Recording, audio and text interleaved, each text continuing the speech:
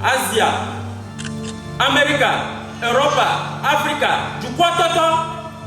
Il y a me tchécho, elle est pipim, à me goto chori de nos viages, un tournant de chi, après toi, vovo, un blademi, du quoi titre du pont, qui a beaucoup titre de qui a beaucoup, du quoi d'aujourd'hui, mais yo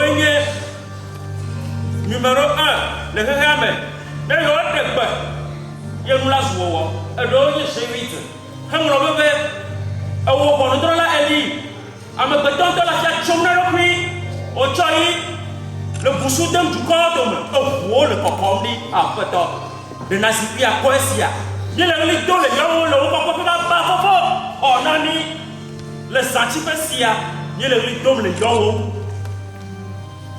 Festival, quand nous sommes pour la Libandie, après toi, mais il y a un peu de nous, il y a un peu de le du corps, il a mis le couple de là, vous le le nom pour là, on a dit, il y a un petit là, la combien de nous blaguer, mais viens toi Syriada, nous met l'inoa blanc.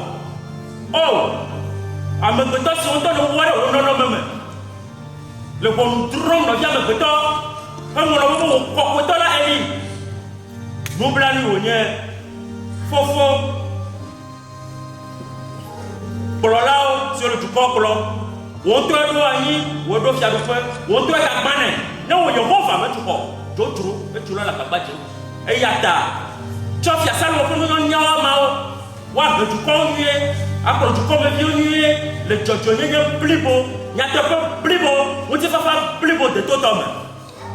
Après, il y a quoi comme il a. Tu crois que il y a un jojo qui est là. On va pas les petits là. Ah, ça pas godo. Donc, on dit papa. N'a tu crois que le jojo est n'a pas sorti. Et si il y a bien le coco de terre, le coco bon now, le plus bon now. Faut quoi, un ami trop? Ouais, un ami trop. Le vieux Jésus-Christ au père lolo. Si on donne à Milata, après toi tu es après toi l'automie. Amen.